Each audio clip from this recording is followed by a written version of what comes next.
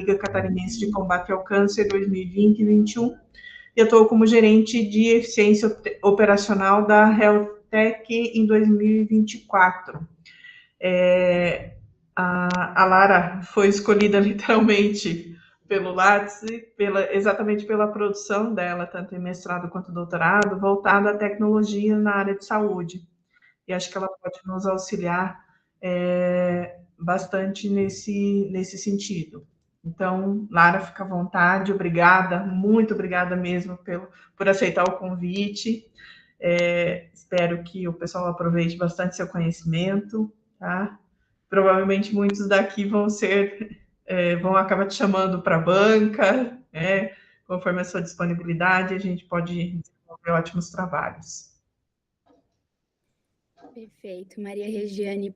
Primeiro, eu gostaria de agradecer o convite, né? Foi para mim uma grata surpresa, até quando você me procurou, eu disse, nossa, onde você me encontrou? Se foi uma indicação, né? Eu já venho ministrando algumas palestras ao longo da graduação, do mestrado, do doutorado, então fiquei surpresa porque foi um pouco diferente o convite, né? Mas fico bem agradecida e para mim é um privilégio poder contribuir com vocês. Eu preparei um material, vou pedir desculpas pela minha voz, eu tive um pouco de febre e estou um pouco resfriada, mas às vezes a minha voz pode falhar, eu volto a repetir o conteúdo, tá? E no final, eu acho que se a gente puder fazer uma rodada de apresentação, para mim seria bem importante conhecer, né? Porque a sala, ela tem enfermeiros, pelo que eu compreendi, e tem profissionais de nutrição, tem de outras áreas também. Então, eu gostaria de conhecê-los. Vou começar, tem um tempo, né, de aproximadamente 40 minutos, e depois a gente vai fazer a abertura para as perguntas. Caso tenha alguma situação que tenha necessidade, Maria Regiane, você pode me interromper e aí a gente fala. Porque eu fico sem a visão de vocês, né, nem do chat, eu não consigo ver quando eu estou apresentando, mas é só me chamar no WhatsApp, enfim, que a gente dá uma pausa, tá? Mas eu vou começar a apresentação e aí quando eu começo a tela, ela não fica mais disponível para mim. Então, deixa eu só abrir a minha tela aqui e começar a nossa apresentação. Vou perguntar para vocês se vocês estão me vendo, né?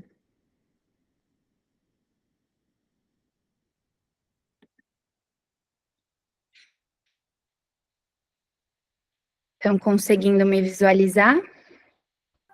Sim. A minha tela? Perfeito, pode. Perfeito. Então, vamos lá.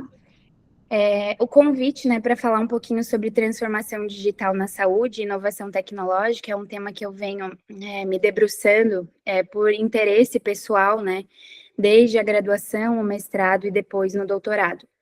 Então, a professora já me apresentou, fica aqui o meu currículo, o meu LinkedIn, né, para quem quiser me conhecer melhor, e o meu Instagram também. Então, eu trouxe um pouquinho de uma síntese do conteúdo que a gente vai abordar na nossa conversa de hoje, que tem uma introdução e a visão geral, assim, sobre a transformação digital, entrando um pouquinho só na área da saúde, e depois a gente vai ter uma explanação maior da área da saúde, né? Dados públicos, estruturação, análise e aplicação, sistemas e algoritmos, sociedade e inovação tecnológica e metodologia de pesquisa e elaboração de projetos e aplicação prática de inovação tecnológica. Aqui na metodologia eu trago um exemplo da minha tese de doutorado para compartilhar com vocês, que é a aplicação de um projeto de pesquisa. E aí, claro, né, quem tiver interesse depois em fazer a leitura, eu posso enviar por e-mail também. Então, vou seguir. A gente vai entender um pouquinho dos fundamentos da transformação digital, que a definição e a transformação digital, elas ocorrem em função da necessidade da integração de tecnologias digitais em todas as áreas de negócio, seja na área da saúde, no campo do direito, em todas as áreas se faz necessária a integração de tecnologias. E ela alterou de forma é bem significativa a forma como esses serviços operam. Então, como esses serviços se estruturam, né? Com a inclusão das tecnologias digitais, esses serviços passam a ter uma operação diferente. A importância da transformação digital, então, ela é essencial para a competitividade, permitindo que as empresas, né, os órgãos, eles respondam rapidamente às mudanças do mercado e às necessidades dos clientes. Desafios da transformação digital: implementar a transformação digital, a implementação, né, pode enfrentar uma resistência, seja ela cultural, seja ela de falta de habilidade e de desafios tecnológicos, né? Falta de computadores, insumos nos serviços, seja ele de saúde ou de outras áreas, para que a gente possa fazer essa inclusão das tecnologias. Mas eu coloco aqui um ponto que, em função dessas diferenças de gerações, que depois a gente vai ver um pouquinho lá na minha tese, a falta de habilidade, ela conflita, né, entre uma geração mais jovem, que tem um domínio muito grande da tecnologia, e uma geração mais da geração da minha mãe, lá dos 78 anos, que tem um pouco de falta de habilidade, né, alguns idosos ainda um pouco mais difícil, né, utilizar os recursos tecnológicos. Então, os impactos da inovação tecnológica nos negócios, em especial, eu trouxe aqui esses 3 tópicos para vocês, que a mudança, o impacto grande que eu percebo, ele tem relação com a melhora da eficiência operacional das instituições, né? Automatizando os processos e permitindo uma melhor alocação de recursos dentro de uma empresa ou de uma organização, dentro de uma secretaria de saúde ou dentro de um ministério, né, da saúde, por exemplo. Experiência do cliente e melhoria, então as tecnologias com a inteligência artificial e análise de dados, elas vêm transformando a forma como as empresas ou como as instituições interagem e atendem os seus clientes ou os seus pacientes, né? Proporcionando experiências personalizadas. Então, a experiência personalizada, ela vem com um boom, né, um suprassumo de que a gente vai conseguir cada vez mais ter a experiência personalizada do nosso paciente ou do nosso cliente. Novos modelos de negócio, então a inovação tecnológica, ela permite o surgimento de novos modelos de negócio, novas estruturas, novas tecnologias, novas ideias, como plataformas digitais e serviços baseados em assinatura, que atendem às demandas do mercado. Então, os dados públicos e a estruturação e análise e aplicação, nesse item eu trouxe um pouquinho do papel da cultura organizacional na transformação digital. Então, quando o estabelecimento, quando a instituição, seja ela uma empresa, seja ela uma secretaria municipal, seja ela um consultório médico, né, pensando em várias dimensões do trabalho profissional que a gente pode estar atuando, a cultura organizacional ela é um ponto-chave para a implementação de uma tecnologia. Então, a cultura de inovação ela é uma cultura organizacional que promove a inovação e é crucial para o sucesso da transformação digital, incentivando a experimentação e a aceitação ou o fracasso, né, como parte do aprendizado. Então, fracassar, errar com uma tecnologia também faz parte do processo para que a gente possa aprimorar e, obviamente, né, de forma segura esse erro, para que a gente não exponha os pacientes e não exponha as pessoas que estão envolvidas. Mas eu quis dar ênfase aqui que a cultura da inovação, ela permite, né, essa fragilidade do erro, porque tu vai aprender com aquilo posteriormente para criar uma tecnologia melhor. A colaboração e agilidade, então a colaboração entre a equipe e a agilidade nos processos são essenciais para eu poder implementar mudanças rápidas e eficazes na era digital, respondendo às dinâmicas do mercado ou dos serviços de saúde. A capacitação e treinamento, investir em capacitação e treinamento contínuo dos colaboradores é vital para equipá-los com habilidades necessárias para navegar pela transformação digital. De nada adianta eu criar um recurso tecnológico, uma tecnologia muito robusta, mas não treinar a minha equipe, né, para o uso dessa tecnologia. Então, ela vai se tornar uma tecnologia obsoleta. Ela não vai ter uma funcionalidade como eu espero. E a estruturação dos dados públicos para uso eficaz. A importância da estruturação de dados formatos de dados estruturados, trago aqui um pouquinho do conceito de formatos, né, e desafios na estruturação. Então, a estrutura de dados públicos, ela é crucial para garantir a acessibilidade e a usabilidade. Dados bem organizados, eles vão permitir com facilidade a nossa navegação e a compreensão por parte dos usuários, seja ele um profissional da área da saúde, seja ele um usuário do serviço de saúde. Ele vai compreender, a partir de um dado bem estruturado, onde é a jornada dele e onde ele está dentro desse serviço de saúde. Formatos de dados estruturados, aqui eu trago um pouquinho de formato como o CSV ou o XML, que eu utilizo mais, que facilita a integração e análise de dados. Esses formatos, eles são amplamente reconhecidos e suportados por diversas ferramentas. Ou seja, quando eu vou utilizar um recurso tecnológico ou vou elaborar uma tecnologia, eu preciso pensar qual vai ser o formato e se ela tem todas as diretrizes, né, de segurança para que eu possa criar essa tecnologia de forma segura para a minha instituição e para os usuários que vão utilizar ela. Desafios na estruturação, a gente sempre vai ter, né? Um dos principais desafios é a inconsistência dos dados ou a dificuldade de interoperabilidade das ferramentas. Eu não tenho comunicação, tenho vários sistemas muito bons, mas eles não interagem. E aí a gente começa a tornar um trabalho muito moroso. Por quê? Porque eu preciso alimentar várias ferramentas, muitas com o mesmo dado. E a não padronização, ela vai dificultar a análise e pode levar a uma interpretação errada ou uma decisão equivocada.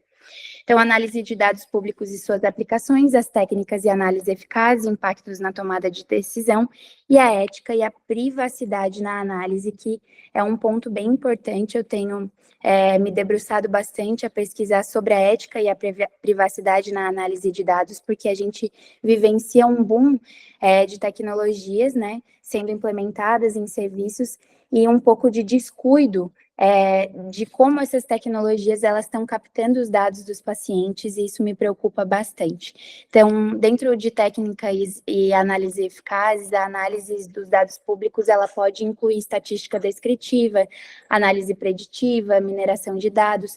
Isso tudo vai ajudar a identificar padrões e tendências importantes.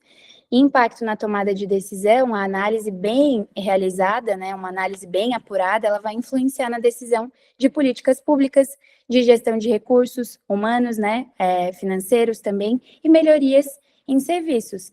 Os dados, eles fundamentam as ações estratégicas e operacionais. Eu costumo dizer essa frase no meu trabalho: contra dados não há argumentos, né? Então, se a gente tem um dado bem fidedigno, um dado bem real dentro da minha instituição de saúde, eu vou conseguir uma tomada de decisão, eu vou ter base, eu vou ter substância, né, para poder fazer uma reunião e fazer uma tomada de decisão, ou pensar de maneira mais estratégica e tomar decisões melhores para esse meu serviço de saúde. A ética e privacidade na análise de dados, como eu já havia comentado, é fundamental respeitar a ética, né, e a privacidade ao analisar os dados públicos. São dados de terceiros e a gente tem que ter um manejo, um cuidado muito grande e ser responsável por proteger as informações sensíveis e manter elas de forma confiante, né, para que eu não viole os dados de terceiros. Aplicação prática dos dados públicos, então, casos de sucesso na aplicação de dados, plataformas de acesso e interação e desenvolvimento de inovação tecnológica. Diversas cidades e governos, eles têm utilizado os dados públicos para otimizar serviços como transporte, na área da saúde, também na área do direito, né, resultando em melhorias significativas na qualidade de vida das pessoas. E isso é muito positivo, é uma tecnologia a favor do bem, que é essa tecnologia que eu acredito. Plataformas de acesso e interação, a criação dessas plataformas digitais, ela vai permitir que o cidadão acesse e interaja com os seus dados, né, os dados públicos, como um prontuário do paciente, um prontuário eletrônico, e isso aumenta a transparência e a participação cívica na governança, né? O desenvolvimento das inovações tecnológicas, a aplicação de dados públicos impulsiona a inovação tecnológica, como aplicativo de mobilidade, solução de Smart City, oferecendo serviços mais eficientes para a população. Sistemas e algoritmos, eu trouxe uma pincelada rápida, né, que hoje a gente vai falar um pouquinho mais sobre metodologia e projeto, que eu vou depois desafiar vocês a pensarem tecnologias no dia a dia que vocês poderiam trazer aqui para a gente conversar um pouquinho. Então, sistemas e algoritmos, a integração de sistemas para eficiência, automatização de processos com algoritmos e a análise de dados para tomada de decisão. Então, a importância desses sistemas de forma robusta, né, é o gerar um banco de dados o mais real e mais fidedigno, com o maior cuidado ético possível, para que eu possa pensar em todas as dimensões antes de elaborar uma tecnologia e deixá-la disponível num serviço de saúde ou numa instituição. O papel dos algoritmos na inovação tecnológica é o desenvolvimento da inteligência artificial, então eles são fundamentais para a criação de modelos de inteligência artificial, permitindo que os sistemas eles possam aprender e se adaptarem às novas informações, né? Hoje a gente tem muito o aprendizado de máquina, o machine learning, que depois a gente vai falar um pouquinho também, que a máquina aprendendo com a própria máquina. Então, isso pode otimizar bastante os processos dentro dos serviços de saúde, dentro das indústrias, dentro de forma que eu possa automatizar e melhorar a eficiência nos processos, né? Resultando em uma produção mais rápida e menos desperdício. Então, tem várias coisas que a gente pode substituir pelo papel e que a gente deve, né, substituir inclusive pelo papel. Segurança e criptografia, algoritmos são cruciais na segurança digital e permitindo a criptografia de dados e a proteção contra acessos não autorizados em sistemas. Isso é bem importante, né? As invasões, os hackers, então ter sempre um sistema protegido para que eu não deixe aí os dados sensíveis dos pacientes à mostra.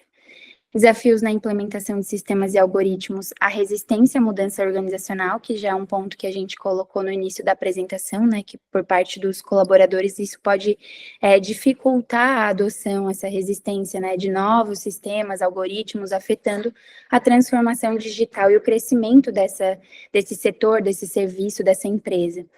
E a complexidade na integração de sistemas. Integrar sistemas legados, né, a novas tecnologias que vão ser implementadas, pode ser desafiador, exigindo um planejamento de recursos adequados para evitar essas falhas.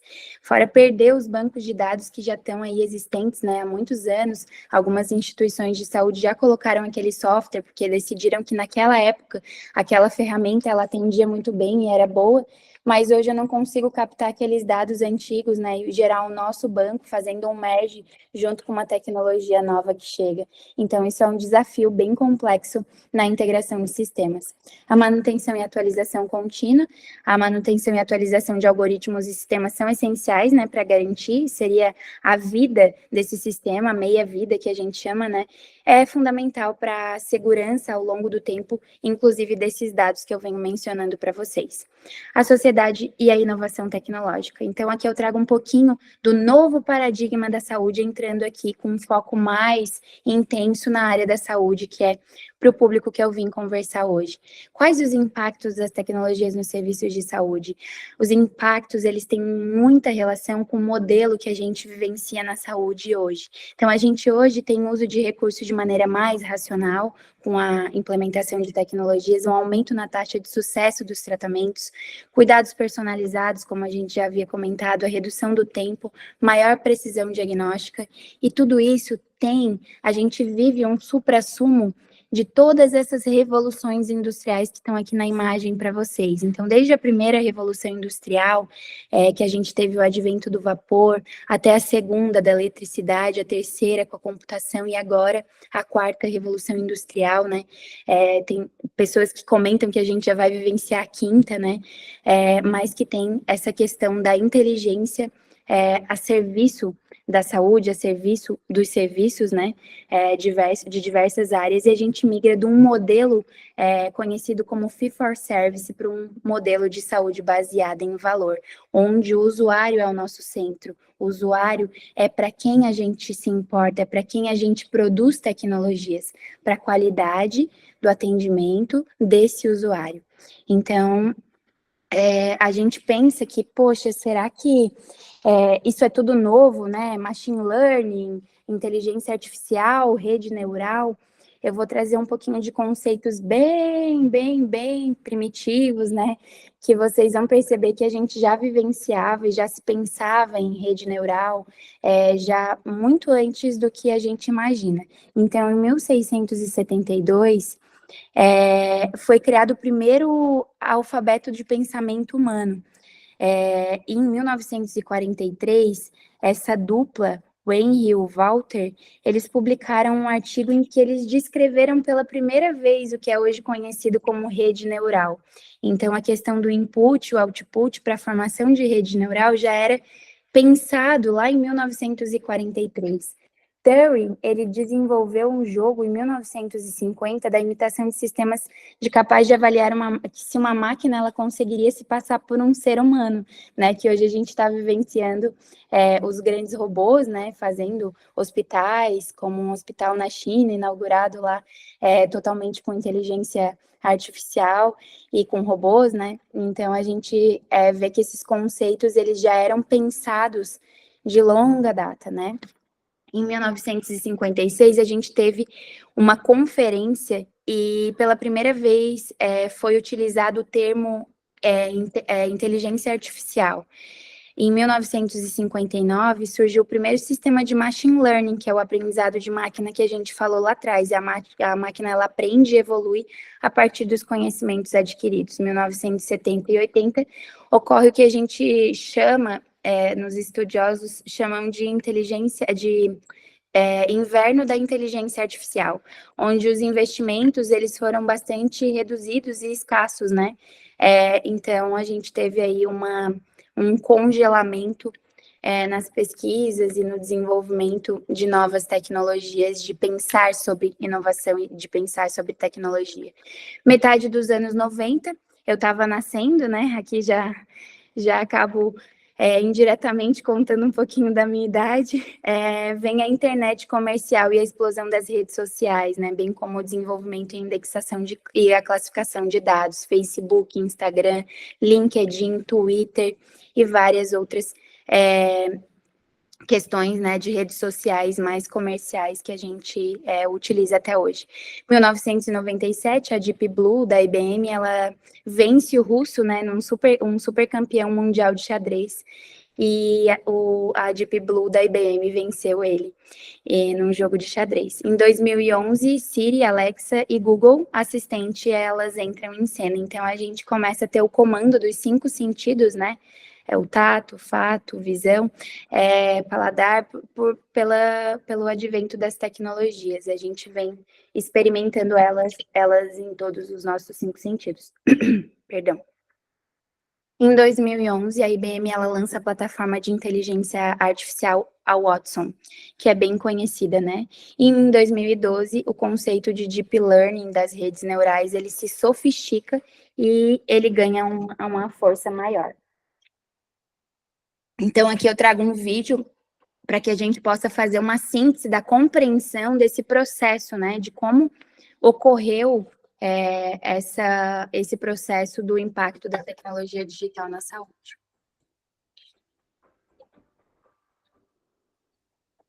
Every industrial revolution is defined by trailblazers. They harnessed steam and water to power machines, unleashed electricity to power mass production, and pioneered electronics and IT to transform everything. And now, the next wave is building. The physical and digital worlds are blurring. We're in the 4th industrial revolution. A wave of innovation and technology radically transforming our economies, societies, and lives. It's creating new jobs, industries, and opportunities. But it's still a revolution, and revolutions never change the world gently. Many people feel uneasy. They're afraid that the future may be good for only a lucky few. They worry about automation, becoming irrelevant, being left behind. We see another one. At Salesforce, we live by a core set of values: trust, growth, innovation, and the equality of every human being. we believe we can do well and do good. That the business of business is to make the world a better place. That we're all in this together and we can rise as one.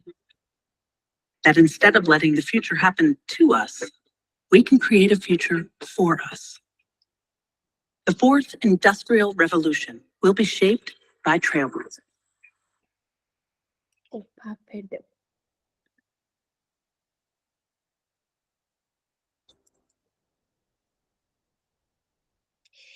Então, o impacto, né, que as tecnologias elas foram desenvolvidas ao longo dessas revoluções que a gente viu, eles trouxeram impactos significativos, né, e que é um caminho que a gente costuma dizer como um caminho sem volta. E eu trago aqui um pouquinho de conceitos, hoje na nossa sociedade, conceitos como Big Data, inteligência artificial, internet das coisas, prontuário eletrônico de saúde e telemedicina, aqui focando mais para a área da saúde. A internet das coisas é a conexão de rede de objetos físicos de diferentes tipos e a leitura e a interpretação dos seus dados.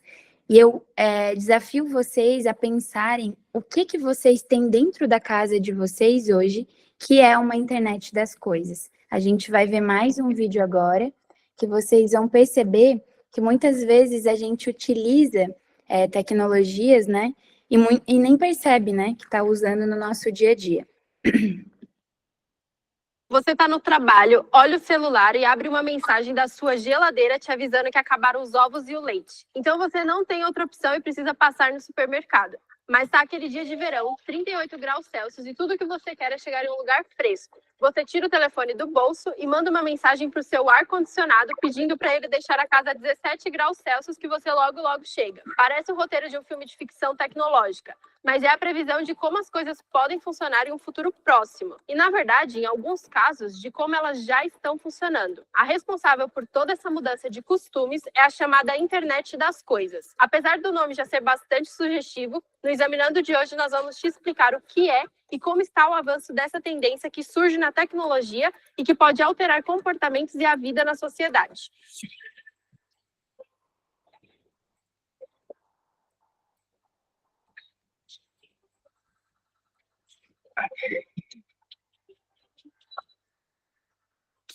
Quando alguém entrar em um carro, uma câmera vai fazer o reconhecimento do rosto do motorista e, em seguida, vai oferecer informações sobre o seu cotidiano, recomendar músicas e orientações para acionar o GPS. Se o sistema não reconhecer a pessoa, ele tira uma foto e manda as informações para o celular do dono, evitando roubos. Esse é um exemplo de como seria um carro dentro de um ambiente da internet das coisas. A tecnologia promete tornar casas, empresas e cidades inteiras mais conectadas e inteligentes. E também que cada vez mais o mundo físico e o digital se tornem um só. Apesar de ter um ar de algo meio futurístico, o conceito de conectar objetos é discutido desde 1991. E o termo internet das coisas foi proposto pela primeira vez há mais de 20 anos. Na prática, o conceito é o de uma enorme rede de dispositivos conectados entre si. E um dos enganos é achar que tudo isso ainda é algo para o futuro. Muita coisa ainda é estudada e desenvolvida. Mas a internet das coisas já tem diversas aplicações na organização do trânsito, na agilização de tratamentos médicos e também na preservação do meio ambiente. O Fórum Econômico Mundial listou 6 áreas em que a tecnologia é usada para melhorias. A primeira são as cidades inteligentes. Na Europa, o uso de água para irrigação em jardins e fontes públicas já é controlado digitalmente, evitando desperdício. O mesmo acontece com o sistema de iluminação pública, que tem postes com sensores de presença, que também são usados como roteadores de Wi-Fi. Essa aplicação na cidade é ainda mais importante se a gente considerar que hoje, mais da metade da população mundial já vive em ambientes urbanos. Em 2050, a previsão da ONU é de que 2/3 das pessoas morem nas cidades. A segunda área que já faz uso de objetos conectados pela internet das coisas é a do meio ambiente. Em algumas cidades, como em Londres, a população recebe dispositivos que avisam sobre a qualidade do ar e da água em cada região. O campo também se beneficia da internet das coisas. Na Califórnia, drones que fazem imagens aéreas e sensores de qualidade do solo ajudam os produtores a identificar os melhores locais para plantar as novas safras. A aplicação foi feita depois que uma seca histórica prejudicou os agricultores da região. A utilização na agricultura também já é aplicada aqui no Brasil. Os outros setores já beneficiados pela tecnologia são o combate ao desperdício de alimentos e na saúde. Diversos aparelhos, como pulseiras e relógios, já são usados para controlar sinais vitais de pacientes que estão no hospital ou até mesmo em casa. A internet das coisas também se tornou uma aliada contra o câncer de mama. Já há dispositivos que detectam a presença das células da doença de uma forma mais eficaz que os exames convencionais.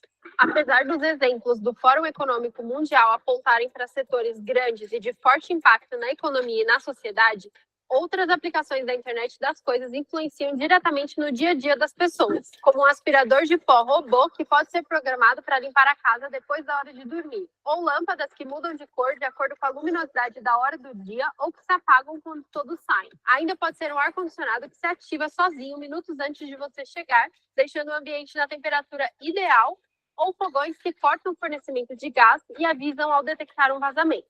A realidade da internet das coisas está batendo à nossa porta. Mas será que aqui no Brasil estamos totalmente prontos para ela? A resposta depende do ponto de vista. Pelo lado técnico, já vimos que sim. A tecnologia já é desenvolvida e utilizada em diversos setores e a implementação da rede 5G vai acelerar ainda mais o avanço da aplicação da internet das coisas. Mas e do lado regulatório? Um estudo com uma consultoria norte-americana apontou 8 pontos-chave para a regulamentação da internet das coisas. Entre eles, são destacados que é preciso ter uma boa governança e também entender os riscos que os dispositivos conectados apresentam para todos os envolvidos. Também é necessário que as empresas desenvolvendo essa tecnologia garantam a segurança das pessoas envolvidas no processo de produção. E um dos principais pontos a se destacar é o uso dos dados. A internet das coisas tem um grande potencial para facilitar o dia a dia das pessoas e resolver problemas, mas não podemos esquecer que, em contrapartida, está o uso dos nossos dados. Para manter tudo conectado e para integrar o mundo digital ao físico, nossas informações são compartilhadas em uma rede gigantesca de dados. E logo surge a dúvida sobre quem e como vão fazer uso dessas informações. Esse foi mais um Examinando, espero. Então, a gente tem, né, no nosso dia a dia a presença da internet das coisas no cotidiano, nos serviços de saúde, e como ela bem colocou, já é um caminho que a gente não consegue voltar atrás, né, porque tudo que facilita o nosso dia a dia é muito bem-vindo. E eu também sou a favor da tecnologia quando ela não expõe pessoas, quando ela vem para facilitar a vida das pessoas e quando os dados dessas pessoas eles são tratados de forma segura. Então, entre os elementos que viabilizam os novos paradigmas em saúde, a gente tem, além da internet das coisas, da Big Data, inteligência artificial, o prontuário eletrônico em saúde, que é uma tecnologia que permite registrar todas as informações relevantes da saúde de um paciente e apresentá-las ao médico, ou o médico, né, fazer o registro, ou o enfermeiro, ou outro profissional da saúde, de forma a fornecer um quadro significativo. Existem alguns prontuários que o próprio paciente também consegue participar, né, na interação desse prontuário eletrônico. Então, o prontuário eletrônico eu trouxe um pouquinho de legislação, da resolução, né, do que se entende como um prontuário eletrônico. Tem muitos registros informatizados nos serviços de saúde que são diferentes de prontuário eletrônico. Então, para que a gente possa entender o que de fato é um prontuário eletrônico. O impacto na sociedade e na inovação tecnológica, a telemedicina também, né, onde a gente tem telemedicina, teleconsulta, telediagnóstico, então um conjunto de tecnologias que viabilizam o atendimento e o acompanhamento à distância do paciente. Eu tive a oportunidade, o privilégio de ficar um ano coletando os dados da minha tese no Hospital Albert Einstein, em São Paulo, onde a gente já conseguiu acompanhar uma telecirurgia. Então, são caminhos, né, onde a gente consegue fornecer um atendimento para pessoas que estão longe e que dificilmente teriam acesso àquela condição de saúde, né, com aquela qualidade. Então, lembrar sempre que todo prontuário, toda tecnologia que vai ser implementada, ela precisa atender critérios, né, de associações brasileiras, de organizações que avaliam as tecnologias, como a Sociedade Brasileira de Informática em Saúde, a Associação Brasileira de Telemedicina e Telesaúde. Então, é muito importante a gente pensar que esses órgãos têm que dar suporte para aquela tecnologia que a gente está utilizando ser o mais eficiente e eficaz possível. Então, eu trago aqui um pouquinho do que foi disposto, né, no Diário Oficial da União, que com a Covid-19 a gente conseguiu que o atendimento fosse permitido, né, por telemedicina, e depois a gente continua, né, com esse benefício que eu acho muito importante para toda a população brasileira, em especial para aqueles que têm dificuldade de acesso físico aos serviços de saúde. Aqui eu trago uma provocação para vocês. Diante de tudo isso que a gente conversou até agora, quais soluções inovadoras que vocês pensam que seriam possíveis de se implementar ou de se criar dentro do serviço que vocês atuam? Dentro do serviço de saúde ou dentro, não sei se tem gente da área do esporte, né, ou dentro da área da nutrição. O que vocês pensariam? É uma provocação, eu quero que vocês anotem para depois a gente conversar um pouquinho. O que vocês acham que seria possível criar de solução dentro do serviço de vocês? Qual a sua ideia? Pensando que, como que eu vou começar a pensar numa ideia? O que é uma ideia disruptiva? Uma ideia, ela nasce de um problema que atinge pessoas, né? Onde eu consigo trazer uma solução para esse problema. Então, quando os alunos me perguntam, mas professora, como é que eu vou pensar numa solução, numa ideia disruptiva para colocar numa tecnologia, para elaborar uma tecnologia? Eu sempre parto desse pressuposto, é um problema social, de alto impacto, e como que eu vou solucionar esse problema? Então, eu te convido a pensar qual a sua ideia, e no final eu quero saber quais ideias que vocês tiveram, tá bom? Então, vamos continuar aqui. Um pouquinho de metodologia da pesquisa para elaboração do projeto. Então, eu trago aqui o exemplo da minha tese. Eu estudei tecnologias de gestão no trabalho de enfermeiros no Estudo Brasil-Portugal. O cenário foi o debate sobre tecnologia e inovação nas agendas, né, de prioridade da atualidade, que foi lá em 2020, antes da pandemia, e implicações no setor saúde. O que implica na parte organizacional, funcional e nos cuidados prestados, né? Então, a minha metodologia de pesquisa, eu fiz uma revisão narrativa da literatura, onde eu verifiquei que vários pesquisadores estavam se debruçando a estudar sobre tecnologias de gestão, mas poucos eram sobre tecnologias específicas para hospitais, ou era sobre só uma tecnologia para assistência, ou era para parte de gestão de pessoas ou de materiais, e não existia, assim, um estudo completo, né, com relação a várias dimensões do trabalho profissional de enfermeiros, como planejamento, gestão de pessoas, materiais, qualidade.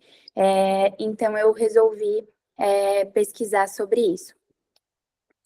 E aqui eu trago uma pesquisa que eu fiz utilizando o descritor Nursing Management Technology. E ali em 2000, a imagem pode ser que esteja um pouquinho borradinha para vocês, mas em 2012, que eu sinalizo ali com a seta, começou uma produção de conteúdo, de artigos científicos muito alta sobre tecnologias, né? Um aumento na produção de tecnologias de gestão para enfermeiros. Então, eu disse, nossa, eu preciso entender o que essas pessoas estão estudando a respeito dessa temática. E aí eu achei um panorama, né, esses pontinhos vermelhos aqui no mapa do mundo, de locais que mais produzem artigos ou pesquisam a respeito da temática. E foi por isso que eu consegui fazer essa revisão prévia narrativa da literatura, depois fiz uma integrativa também para estudar o tema, né, para entender se ele de fato era um tema relevante para a sociedade. Então, os participantes do estudo que envolvem a população e a amostra foram 187 enfermeiros gestores, eu coletei dados somente com enfermeiros gestores, Então, o quantitativo foi um survey, depois eu vou falar um pouquinho para vocês, e o estudo qualitativo foram 71 enfermeiros, incluindo alguns desses 187 já, né, porque o enfermeiro, ele respondeu a parte quantitativa e a parte qualitativa da pesquisa. Então, no Hospital Universitário do Brasil, o N foram, numa população de 26, eu coletei com 17, no Hospital Universitário de Portugal, de 55, eu coletei com 44, no Hospital Acreditado de Portugal, de 23 com 22, no Hospital Acreditado do Brasil, de 83 enfermeiros gestores, eu coletei com 60. Lembrando aqui que foi no meio da pandemia, eu tive que parar minha coleta de dados ali no Hospital Acreditado do Brasil, porque os primeiros casos chegaram justamente para esse hospital. Então, foram 4 hospitais, né, 2 acreditados pela Joint Commission e 2 universitários, incluindo hospitais do Brasil e Portugal. A escolha desses hospitais foi intencional, né, eu já conhecia as instituições e resolvi, por intencionalidade, incluir eles na minha pesquisa, pensando que são referências no setor saúde dos 2 países e são hospitais com padrão de qualidade elevado e sensíveis à implementação de novas tecnologias, né? A metodologia que eu usei foi um método misto, onde eu usei esses pesquisadores para elaborar a minha pesquisa de métodos mistos, pensando nesse contexto todo, né, de artigos já publicados que eu consegui identificar na minha revisão. Então, o método na pesquisa quantitativa, eu elaborei um survey, que foi enviado por e-mail ou entregue de forma impressa presencial. Então, eu dava essas 2 opções para os enfermeiros gestores. E na parte qualitativa foi entrevista e observação no campo deles, né, acompanhando eles nos setores. Quem é enfermeiro sabe que eu não posso mentir que a gente tem, né, uma vida na assistência muito corrida, então eu tinha que, de fato, correr atrás deles e perguntar as informações, acompanhando o próprio processo de trabalho deles. Para processamento e análise de dados, eu utilizei o Atlas TI para a organização dos meus dados, né, e posterior análise. Para os dados quantitativos, eu usei o SPSS para a organização, na versão 25. Tem algumas características aqui do que eu observei, né, que são as variáveis do meu estudo, características sociodemográficas, aspectos de gestão relacionados à gestão de pessoas, planejamento, processos assistenciais, qualidade, materiais, intervenção política, assessoria e ética, e a parte das tecnologias, que é a utilização de 46 softwares no exercício da gestão. Que são softwares mais utilizados nas 4 instituições, e os dados qualitativos foi a observação. Caso alguém queira depois, eu posso fornecer a pesquisa, né, por e-mail. E aqui o percentual de classificação e facilidade de uso dos gestores com relação às tecnologias. Eu classifiquei elas por uso geral, como o e-mail, né? O e-mail é uma tecnologia de uso geral, e tecnologias institucionais, como o SAP, o S-Clínico, o Cerner Millennium, que eu classifiquei essas tecnologias para poder avaliar elas e analisar. Utilizando o Atlas TI, eu separei, né, por categorias as principais dificuldades dos enfermeiros relacionados ao uso de tecnologias, umas relacionadas à gestão do tempo, que tem relação com a força de trabalho, né, com relativa à força de trabalho e relativa a instrumento de trabalho. Relativa à força de trabalho, eles têm mais dificuldades relacionadas à gestão do tempo, adaptação cultural, conhecimento, capacidade de treinamento e humanização versus mecanização. E relacionados a instrumentos de trabalho foi falta de otimização, falta de equipamento, computadores, paradas ou lentidão dos sistemas e falta de integração das tecnologias. Então, a aplicação prática da inovação tecnológica, aqui a gente vai para exemplos, né? Como o Conect SUS, que já está sendo utilizado, né? E eu trago outras soluções de provocação para vocês também aqui da área da saúde.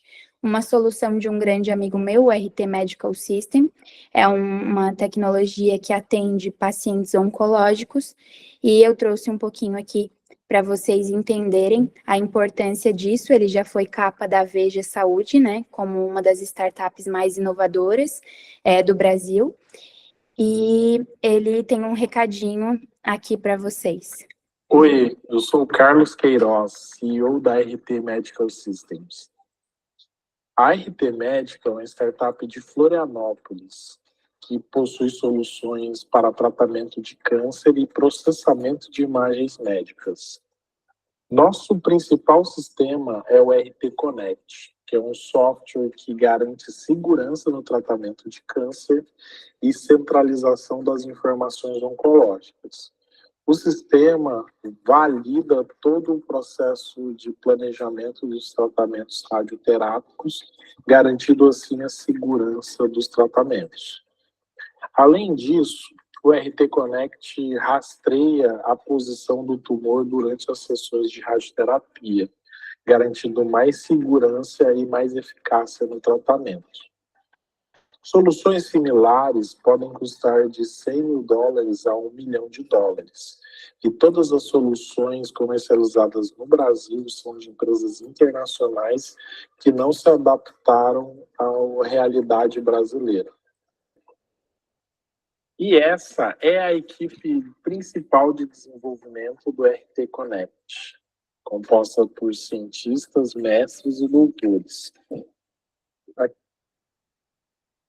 Então, um pouquinho da solução do Carlos, né? Quem quiser também fazer contato com ele, saber um pouco mais, o RT continua em versões mais atualizadas. E eu trago uma outra inovação, que é a Health Gest Care, que é um software de gestão para hospitais, ele foi estruturado para hospitais, mas também atende atenção primária ou consultórios. Esse software ele foi estruturado pelo meu professor de TCC e posteriormente foi fruto do meu mestrado e também do meu doutorado. Paralelo ao desenvolvimento da tese, eu aperfeiçoei junto com o desenvolvedor, né, que mora em Brasília hoje, essa tecnologia para utilizar, pensando em todo o conteúdo ali que eu trouxe das instituições de saúde, pensando que pudesse ser uma solução melhor, né, para atender a parte de gestão de hospitais e da atenção primária. Então, a Health Gest Care, ela existe e ela foi pensada para melhoria nos processos e gestão das instituições de saúde. Quem quiser conhecer mais um pouquinho também, tem aí o que ela faz. E eu tive esse start, né, o que me motivou a trabalhar com softwares e estudar mais sobre tecnologias, também foi a EtZeroBio, que é uma incubadora dentro do Hospital Albert Einstein, assim como a gente tem a ACAT aqui em Santa Catarina, e eu não conheço muito bem no estado, né, do Paraná, mas a gente tem aqui em Santa Catarina a ACAT, eu imagino que tenha um órgão similar aí. Então, como que a gente faz, né? Eu vou deixar essa provocação para vocês, que inovação é o que distingue um líder de um seguidor. A inovação, ela não tem limite. O único limite dela é a imaginação. E quais são os caminhos que a gente faz para inovar, né? A gente vai primeiro levantar requisitos, organizar e discutir em equipe se isso é uma solução que atende um problema significativo, lá do nosso porquê, né? Análise de dados, especificação funcional e possibilidade de aplicação dessa ferramenta, limites e estrutura para aplicabilidade, suporte técnico e capacitação do time. Então, muito obrigada pelo tempo de vocês, foi um prazer, um privilégio, e espero que a gente tenha aí muitas perguntas agora para conversar.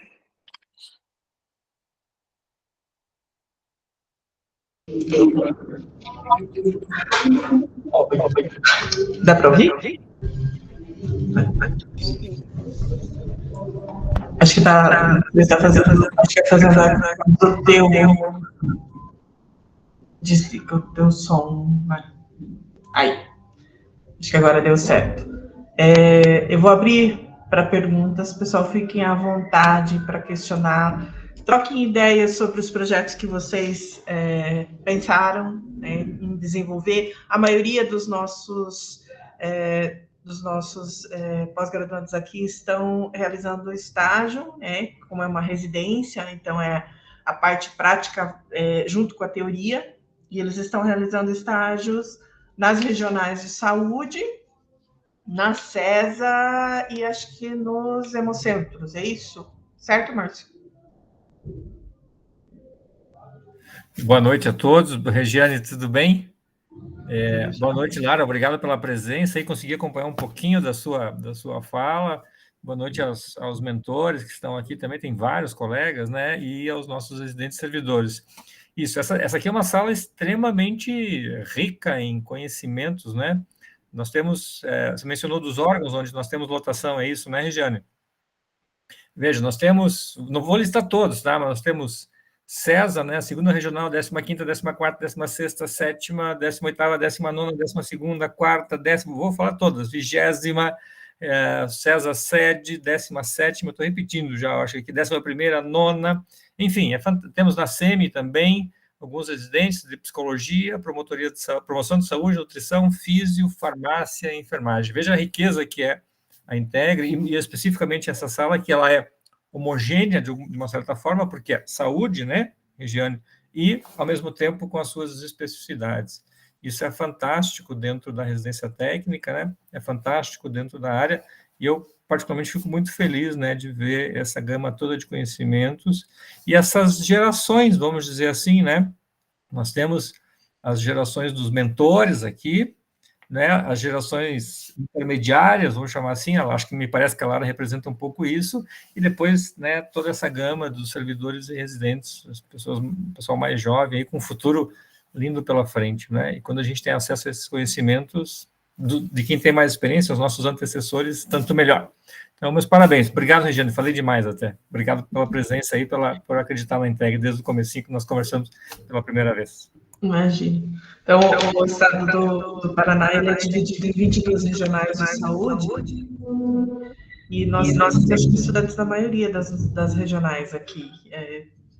Não lembro se ficou alguma sem, mas a maioria das regionais, então, graduandos, pós-graduandos, e a intenção realmente deles é desenvolver algum produto, né, alguma tecnologia que possa facilitar o trabalho das pessoas dentro dessas regionais, considerando que, vamos pensar assim, ó, o trabalho na maioria das regionais ele acaba sendo mais ou menos similar, e a gente está trabalhando com as informações geradas, né, a partir do atendimento público de saúde à nossa população paranaense. Então, a intenção é realmente a gente tentar auxiliar nesta produção de conhecimento e que esse conhecimento gerado possa se transformar em melhoria no atendimento, obviamente, dessa população. Perfeito. Então, queria cumprimentar o Márcio, né, agradecer também pelo convite. A Maria Regiane me buscou, né, até pelo currículo, eu disse para ela que achei bastante bacana, porque geralmente eu recebo, assim, convites de indicação, né, e daí ela disse, não, te procurei no currículo, eu disse, nossa, que bom, no currículo Lattes, então fiquei bem feliz, porque de fato é uma vida, né, de dedicação à pesquisa e que eu comecei bem no berçário, assim, eu falava, nossa, será que um dia vai ter retorno? Porque, de fato, a gente se dedica e produzir, né, conhecimento é bastante desafiador. Publicar hoje no Brasil tem um custo alto, né, para o pesquisador publicar em revistas boas e tudo mais. Mas achei bem bacana a iniciativa e, como a Regiane colocou, produzir tecnologias, é muito legal que vocês tenham essa preocupação, né, de produzir a partir da realidade, da necessidade dos usuários, porque hoje eu vejo que muitas tecnologias são obsoletas, né, estão se tornando obsoletas, porque elas foram pensadas para um cunho, às vezes, exclusivamente para ganhar dinheiro ou para atender uma coisa que não é muito relevante, e aí quando a gente reúne pessoas, assim, capacitadas e com bastante conhecimento e que, né, se debruçam para estudar e pensar em soluções para a saúde é muito, muito legal. Então, estou à disposição aí para dúvidas. O pessoal não compartilhou aqui as tecnologias que eles queriam criar, quero ver, não tem ninguém aqui. Vou começar a sortear alguém para falar, Isso, né? adoro fazer isso. Vamos começar a sortear alguém para interagir aqui conosco. Você que conhece melhor eles, ó, pode... Não conheço todos eles, fica à vontade. Eu acho que a professora Carolina quer fazer uma pergunta, Lara. Ó, a Valéria também aqui, ó. Opa, tem já fila de abertura da mão aqui. Então, vamos lá. Valéria. Posso falar? Pode. Eu não consigo apresentar a tela, mas assim, o meu projeto ele é bem básico e ele consiste num organograma que vai ser, por exemplo, assim, que vai ser fixado numa nuvem. Isso eu não consegui pensar ainda. E como o meu esposo ele é programador, então ele já fez o esqueleto do projeto. Por exemplo, assim, que o organograma é o quê? Uma representação visual dos processos de uma empresa. Então, aqui, como é na área da saúde, ele consiste assim, tanto para o paciente quanto para um município saber. O paciente consultou, é cardíaco, paciente cardíaco, então ele clica lá, né? Cardíaco, já teve a consulta. Se ele já teve a consulta e vai sim, não, se já tem os exames, já foi para Curitiba, por exemplo, ou se ele já foi encaminhado, então, porque isso é uma demanda muito grande no telefone, eles ligam todo dia para pedir essas informações básicas, e o paciente também fica muito perdido, ele nem sabe qual que é o processo, ele não sabe nem aonde que ele está ali nesse, digamos, nesse organograma, aí, nessa organização na área da saúde, se ele já está na fila, se o que ele vai ter que fazer. Então, se a gente disponibilizar para ele, é uma ferramenta bem básica, é só clicar com o mouse, por exemplo. O link pode ser encaminhado pelo WhatsApp, ele só clica ali, vai abrindo, para ele também se manter mais calmo e tranquilo e saber em que processo que ele está, para ele ter essa consciência de que ele já fez essa etapa, qual que é a próxima etapa que ele vai passar, e aí ele não fica assim, digamos, à mercê de qualquer informação, né? Joga para cá, joga para lá, ninguém sabe o que acontece depois, ninguém sabe o que ainda tem que ser feito, então é algo bem simples e que vai resolver, eu acredito, muitas questões dos pacientes e dos municípios. Muito bacana, Valéria. Te agradeço pela tua participação. Acho que é uma solução. Quando a gente fala assim, o simples, né? Eu falo que o básico bem feito é muito, porque muitos serviços a gente ainda não consegue fazer o básico bem feito, né? Então, eu acho que não tem nada de simples na tua solução. Acho que ela é muito boa. E quero poder ver no futuro, né? Poder participar aí da concretização. E estou à disposição caso você precise de algum suporte. O bacana é que a gente chama um pouco de jornada do paciente, aquilo que você estava mencionando, de ele entender quais as etapas da jornada que ele está, né? Então, eu estou na triagem, ou eu estou até para diminuir para os profissionais da saúde aquilo que é a reclamação, porque a gente escuta muito, né? Poxa, mas por que eu estou aqui e não estou lá, e não sei o quê? E às vezes é porque ele tem que fazer um exame, ou é porque ele está lá numa fila de espera, que depois ele vai ser chamado para um raio-x, depois ele vai voltar lá para outro setor que vai esperar o médico avaliar. Então, achei muito legal, muito bacana. Parabéns pela iniciativa. Mais alguém para compartilhar? Senão eu sou ótima para sortear aqui. Kelly, meu nome é Kelly, que sou fisioterapeuta, deixa eu ver aqui. Sou fisioterapeuta de formação, residente na CESA, nível central, em Curitiba, Paraná. Minha ideia para o projeto é criar o TeleTEA, um aplicativo de teleconsulta e telemonitoramento destinados à pessoa com transtorno do espectro autista. A ideia surgiu após identificar um problema. Estávamos recebendo inúmeras ordens judiciais solicitando atendimento para pessoas com TEA por profissionais devidamente capacitados.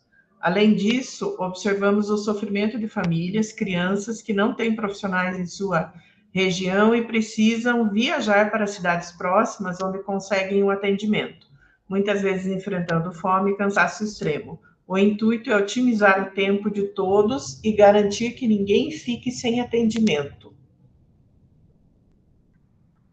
Bacana, né? Um tema bem importante, bem emergente. A gente tem uma taxa, né, de crianças com autismo, né, bastante grande. Tem níveis, né, de autismo. Então, tem níveis que, de fato, dificulta para a mãe, para a inserção dessa criança em escolas, ou que tenha um atendimento especializado, né, em serviço de saúde. Eu achei bastante... É um tema bem emergente, né, um tema bem importante, e que se eles já estão tratando com ordem judicial, né, porque, de fato, isso está impactando muito nessas famílias, né? Eu tenho uma pessoa conhecida que o filho, de fato, tem um nível de autismo muito grande e que ela até demora mais para fazer todas as atividades diárias dela em função do filho. Então, eu penso o quanto deve ser desafiador, né? Não tenho na minha família, mas o quanto deve ser desafiador para essa pessoa, e com certeza uma solução dessa vai ser altamente importante. Parabéns aí pela iniciativa de vocês. É a Kelly, né? Kelly Cristina Gomes. Kelly, uma dúvida. Seria essas consultas a partir dos centros de reabilitação? Como que seriam essas teleconsultas? O que vocês pensaram nisso?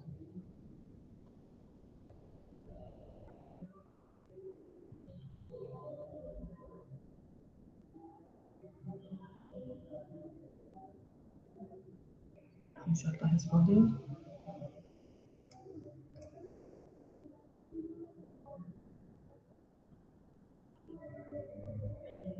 Será que ela vai responder por texto? Pois é. Esse é um ponto bem importante, né, professora? Porque, de fato, o acesso, né, tem famílias que não vão poder ir fisicamente, né? Mas também como vai cuidar dos dados, né? Aqui, a questão dos dados sensíveis é bastante importante no caso dessa solução. Precisa de dúvida nesse sentido.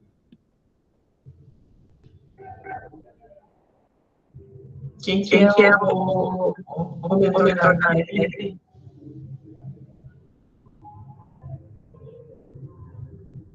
Não está também? Tá. Mais alguém?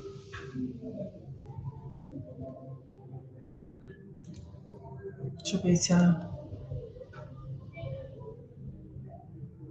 Bruna não está na sala. Posso sortear? Por mim, pode.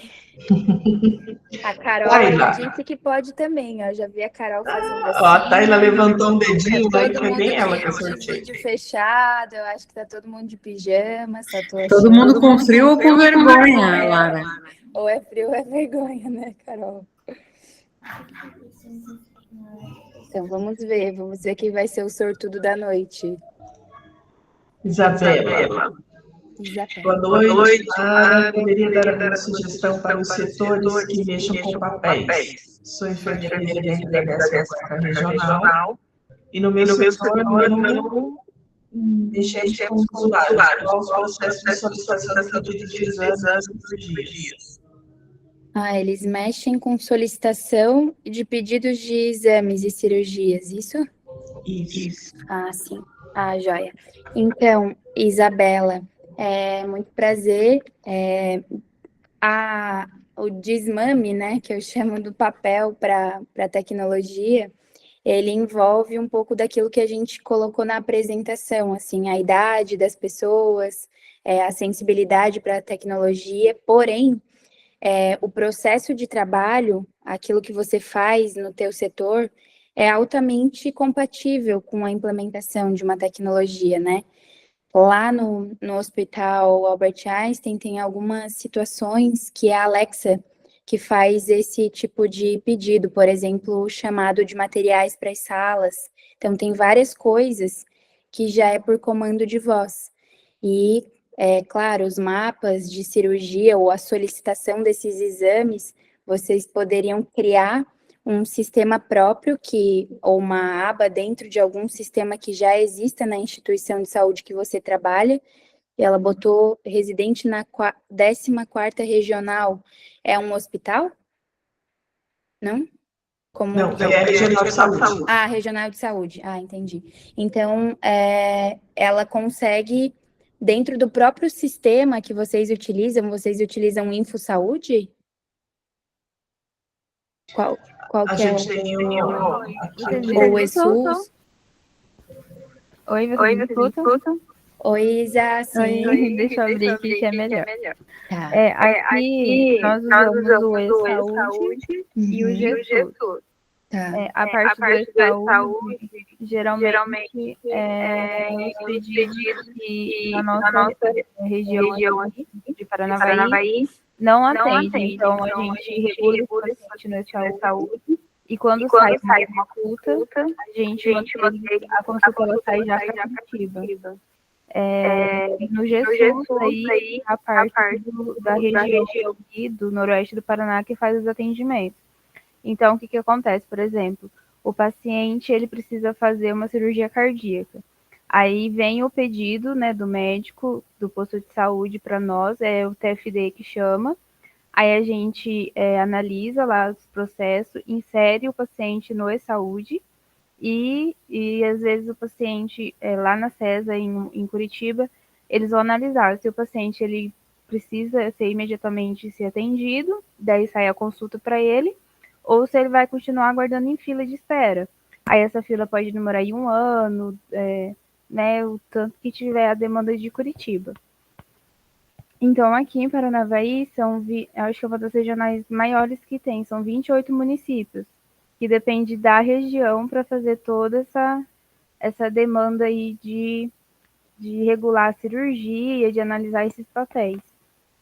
Hoje, a CESA, ela está abolindo a questão de papéis, então já foi, a gente recebeu um comunicado há uns 2 meses atrás, que tudo vai ser por e-protocolo. Então, todas as solicitações vão chegar para o nosso setor através do e-protocolo. Mas o que acontece? No setor que eu trabalho, é muita gente já mais de idade, então não sabem mexer. Eu tinha pensado, a princípio, em fazer como se fosse um treinamento, né? Explicando para eles como que se mexe, como que põe, como que insere para esses profissionais que já são mais velhos, alguns são PSS, que já são aposentados, então, assim, né, não mexe muito no computador, para mim estar instruindo eles de como abrir um e-protocolo. Mas aí eu fiquei pensando assim, mas será que, tipo, assim, não é uma coisa tão inovadora, né? Mas, assim, daí eu tô nessa dúvida, se eu faço, assim, né, uma questão mais de treinamento, ou se eu crio mesmo, né, uma forma de facilitar eles para quando eu sair de lá, né, do setor, eles continuarem aí dando trabalho sem precisar muito de chamar um estagiário, ou chamar um residente, ou chamar alguém que já tem mais facilidade de mexer em tecnologias, né? Ah, legal, Isa. Obrigada por compartilhar aí a sua rotina. Então, a minha visão é que como vocês já têm, né, o e-protocolo, eu não criaria um novo recurso. Por quê? Porque caso você crie algo, por mais que seja na maior da intenção boa, né? Quando você vai dialogar com esse sistema que já existe, pode ser que tu não consiga integrar essas informações. Então, a minha sugestão para ti seria, de fato, tu treinar, sabe? Aquele plano A de treiná-las, de desenvolver talvez alguma ferramenta para a interação delas, para treinamento, e daí sim pode ser uma ferramenta tecnológica, que tu vai desenvolver algo para treinamento da equipe.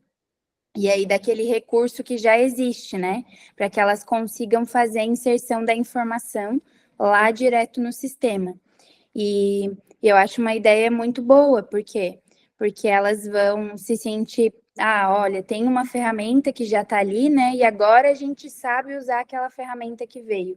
E você vai estar como a protagonista desse processo de ensino-aprendizado, criando um recurso que pode ser deixado até depois para se ensinar novos, né? Novas pessoas que entram aí no serviço. Essa seria a minha sugestão. Legal, acho que nem sempre o produto é realmente você criar nova tecnologia, mas é você criar uma forma de que as pessoas entendam realmente a tecnologia que está à disposição para ser utilizada. Perfeito. Exatamente. E aí, temos mais alguém? Foi um sorteio? Essa ou não? Foi. Não, Ah, não. tá.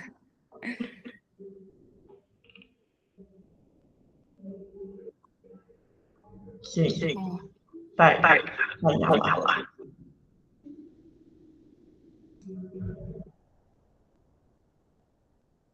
Pode falar, Tayana.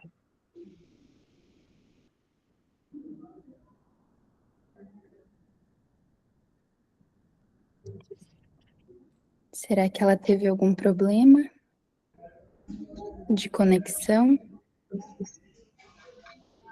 Quem está aparecendo aqui é ela, Liane. Ó, a Caroline. Pode falar. Enquanto ela se reconecta, né?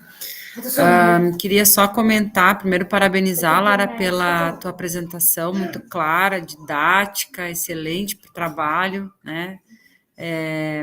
Queria provocar você um pouco no sentido, assim, você fez uma tese sobre isso, né? E os nossos estudantes aqui estão trabalhando nisso a nível de uma especialização, né? Qualificando também a sua formação inicial, que é a graduação.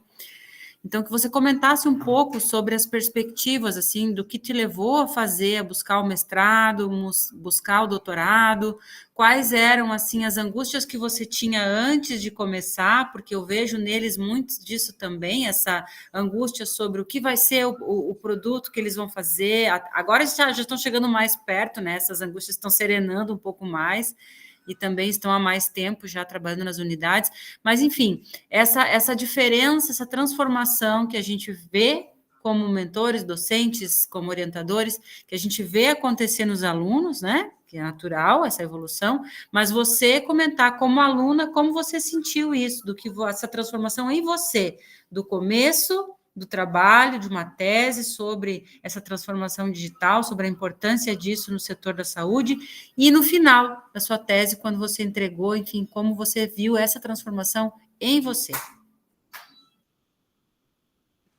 Bacana. Carol, obrigada pela pergunta e também pela apreciação da apresentação. Foi jogo meio rápido, né? A Regiane me convidou e eu disse, tá bom, vamos lá.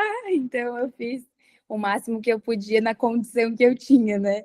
Então, mas agradecer também pela oportunidade. Sobre a questão da tua colocação, foi em especial, assim, eu sempre gostei, né, da área de tecnologia. Sempre era uma das minhas paixões, e daí eu falei, nossa, mas enfermagem, tecnologia, enfermagem, eu achava que não tinha muita conexão.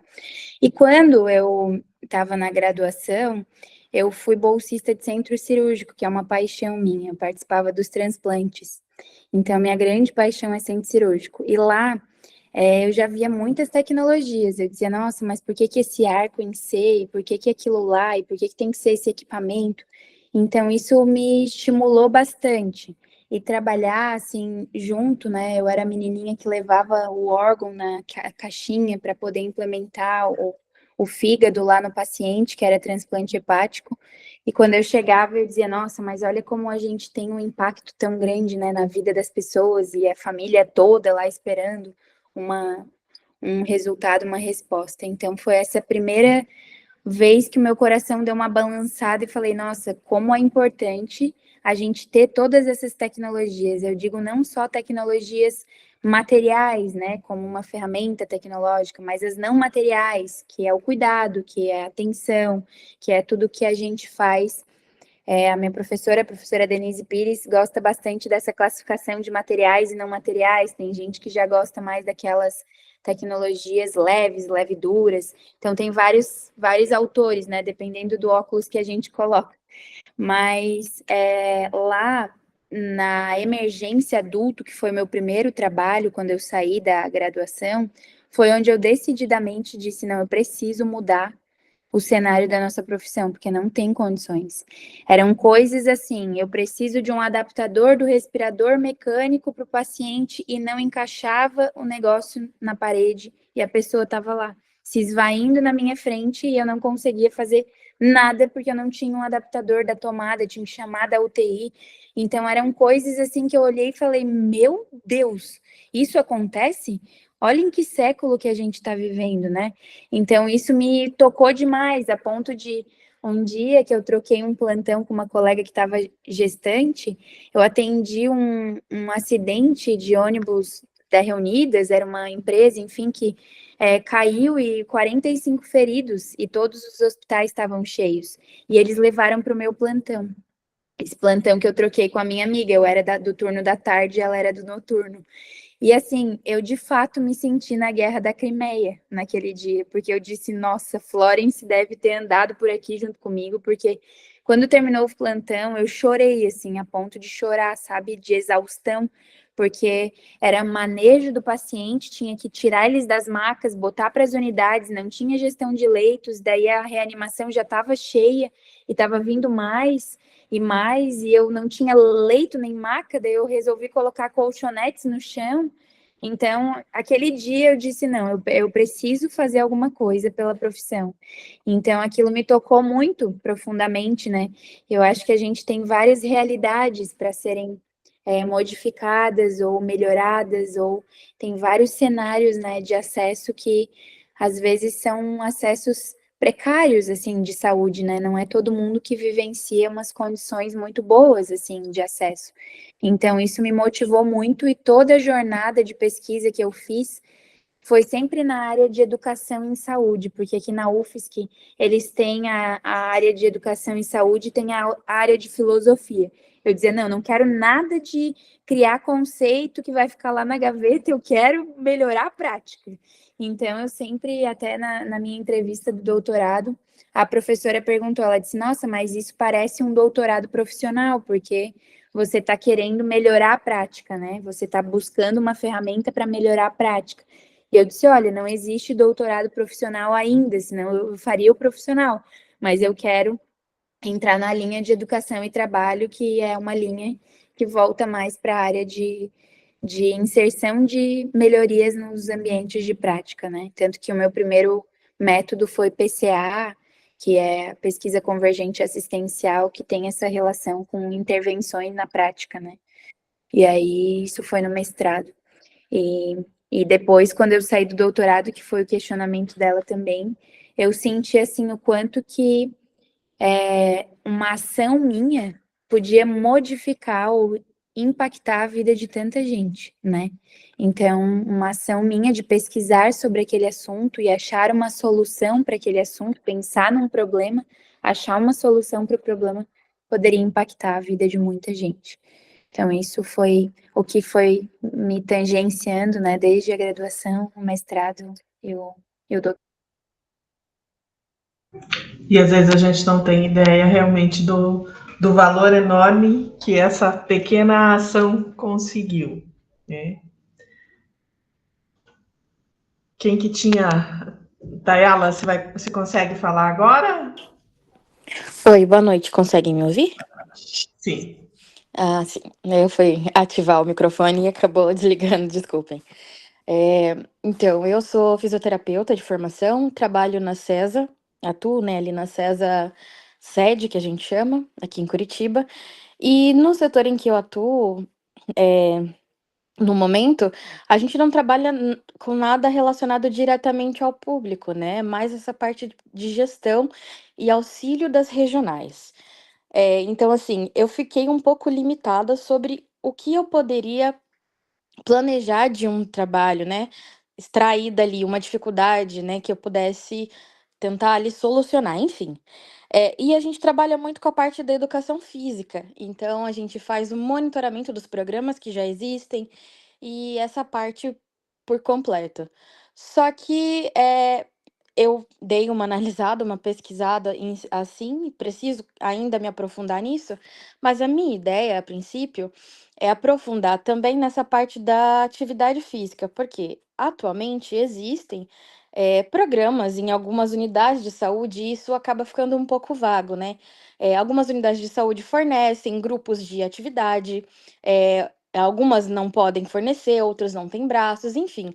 Então acaba que fica algumas pontas soltas. E hoje em dia muito se fala sobre a atividade física, né? Sobre a importância disso para a vida da população como um todo.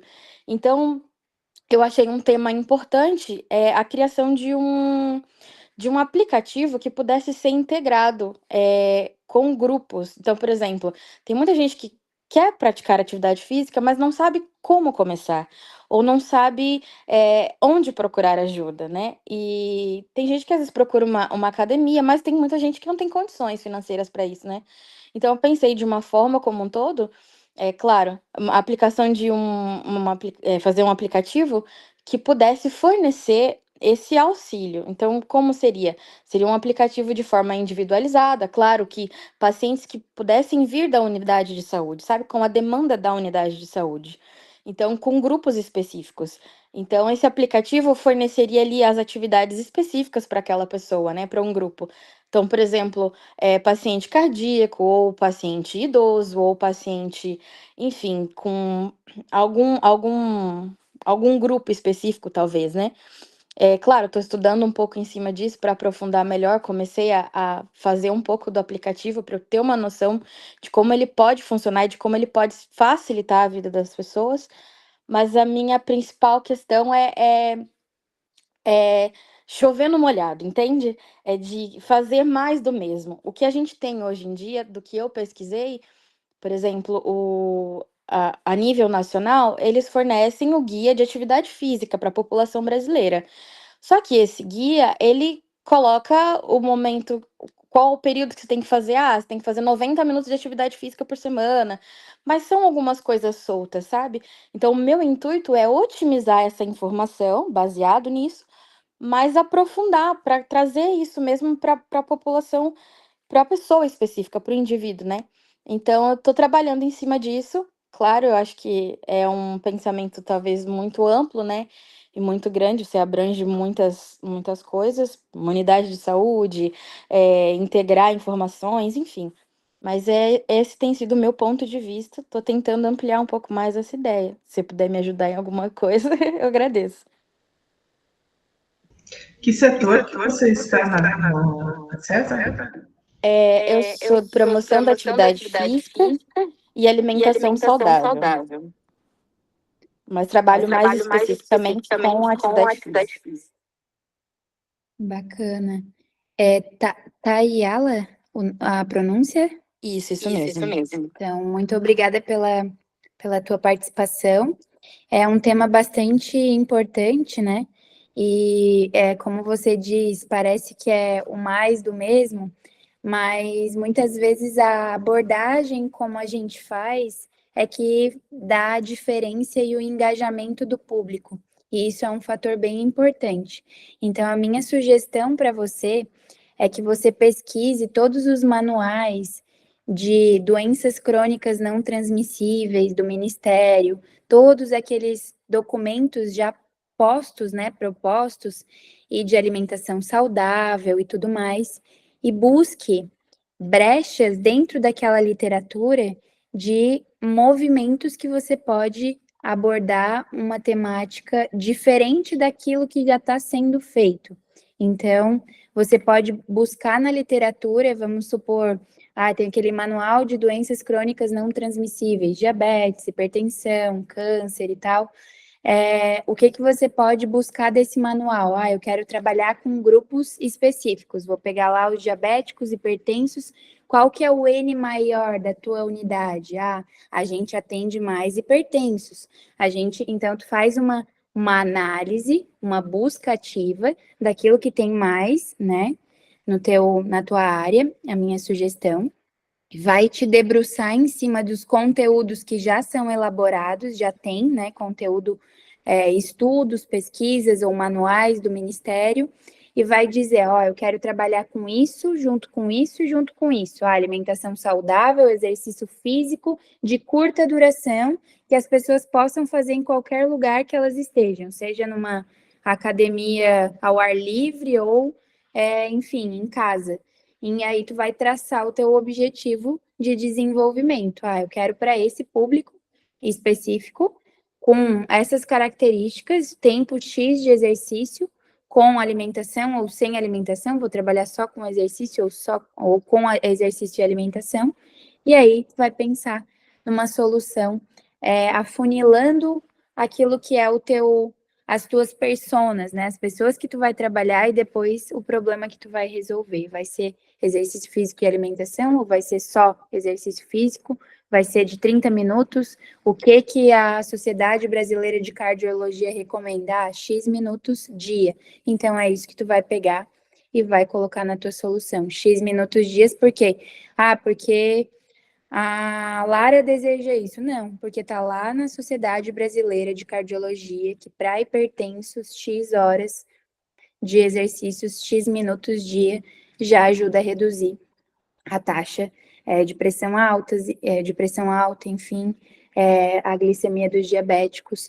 E eu pensaria numa estratégia assim. Não sei se eu consegui te responder, ou clarear um pouco mais a ideia.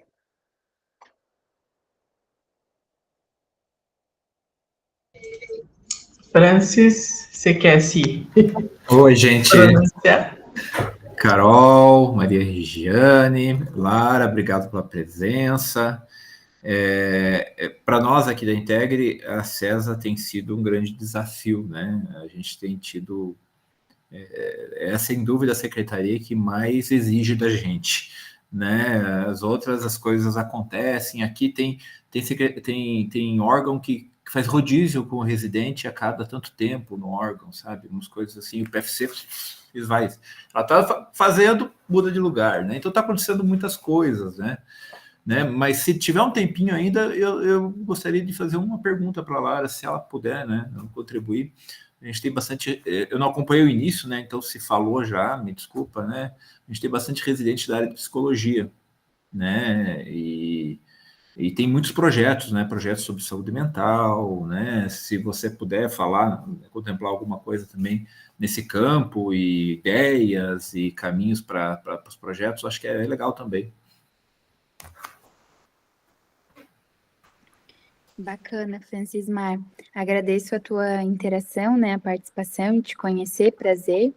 E com relação à área de psicologia, eu tenho algumas colegas que vêm desenvolvendo algumas soluções bastante importantes, porque também como o transtorno autista, né, do espectro autista, a área de saúde mental, ela é bem emergente, né, é um tema muito importante até para os profissionais da área da saúde, que a gente está vivenciando aí muitos suicídios, né, de enfermeiros, de técnicos, e eu sou do Corém, aqui de Santa Catarina, e a gente sente essa dor, né, pelo colega, pela família do colega, e é um tema muito importante. Sobre as soluções, se eu fosse, assim, da área, o que eu trabalharia seria um aspecto de, como se fosse uma escuta atenta, de profissionais da área da saúde. Eu até participei de uma banca na semana passada, lá do Ceará, e as meninas estavam enfermeiras mesmo, pensando numa solução que precisava de um auxílio de quem era da área da psicologia, né? Ver como a gente pode ir conectando as pessoas. Eu já pensei em vocês conectando lá com o Ceará, porque eles estão fazendo essa solução, e é uma solução de escuta atenta para os profissionais da área da saúde, onde, como se fosse uma central, né? O profissional liga e diz, olha, eu acabei de vivenciar um óbito aqui, eu tinha um vínculo muito forte com esse paciente, ele conta um pouquinho lá, e você vai propor uma alternativa, uma abordagem, né? Ou que ele comece terapias alternativas complementares, que aí a gente pode ter a solução dentro de casa, né? Que foi o que eu falei para elas. A gente vai gerar uma demanda, né? Como que a gente vai resolver essa demanda? Alternativas complementares. Eu posso indicar um reiki, posso indicar uma acupuntura. Claro, ele vai ter que buscar dependendo da triagem dele, ele vai ter que buscar um profissional, né? Ele vai ter que buscar uma atenção, né? Junto com um psiquiatra, fazer uma estrutura de terapia com o psicólogo, um acompanhamento, né, com o psicólogo, mas essa ideia, assim, foi uma ideia que eu gostei muito, e ela pode ser aplicada também para a população, né? Eu sei que já existem canais de que a pessoa tem um número, uma central, como se fosse um SAMU, a pessoa está pensando em suicídio, ela pode ligar e pode, né, fazer esse contato e ter esse primeiro atendimento, mas de fato levantar a bola e não resolver é ruim, né? Então sempre que a gente vá pensar numa solução tecnológica, a gente tem que daí dar uma alternativa, e aí a gente tem dentro da própria rede, né, as alternativas complementares dentro do sistema de saúde que as pessoas possam utilizar, né?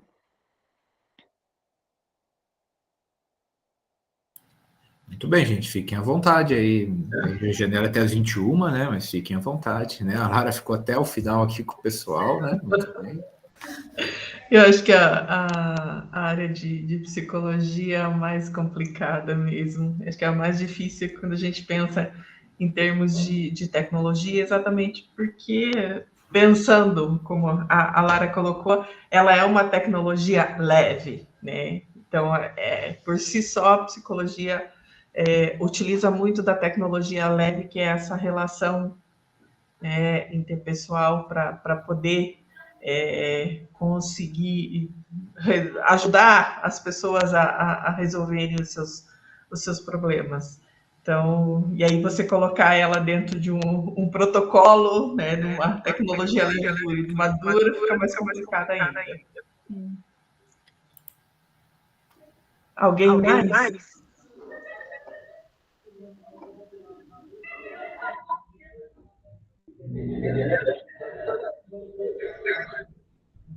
Pessoal, aproveita.